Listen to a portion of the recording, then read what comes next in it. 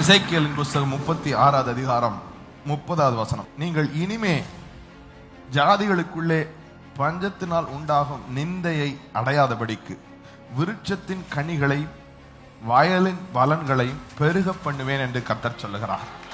God wants you to be very very fruitful. உங்களை மிகுந்த கனி கொடுக்கிற, உங்கள் கனியை பெருக பண்ணுகிற ஒரு காலத்திற்குள் கர்த்தர் நம் ஒவ்வொருவரையும் அழைத்து செல்கிறார். அது என்ன கனியா நீங்க வச்சுக்கிட்டாலும் சரி, அது ஆவிக்குரிய கனி, அதையும் பெருக பண்ண விரும்புகிறார். உலகத்துக்கு உண்டான ஆசீர்வாதங்கள், அதையும் கர்த்தர் பெருக பண்ணுகிறார். ஊழியத்தில் உள்ள பலன், அதையும் கர்த்தர் பெருக. God wants to see increased fruitfulness in our life because you are chosen for it.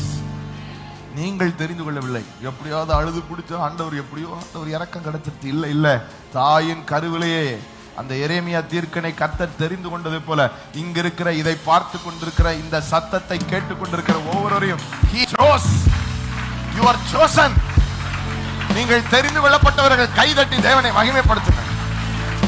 எத்தனை பேர் நம்புறீங்க அவர் செலுத்தின கரையம் வீணா போகாது, அவர் சிந்தின ரத்தம் வீணா போகாது, அவர் பட்ட வேதனைகள் வீணா போகாது நம்புறவங்க சொல்லுங்க. என் வாழ்க்கையில நான் மகிமைப்படுத்துவேன், என் வாழ்க்கையில அந்த பலனை அனுபவிப்பேன், என் குடும்பத்தில் அந்த பலனை அனுபவிப்பேன், என் பிள்ளைங்க வாழ்க்கையில அந்த பலனை நானும் கர்த்தர் எனக்கு கொடுத்த பிள்ளைகளும் அதற்கு அடையாளமாக, அதற்கு அற்புதமாக இருக்கிறோம்.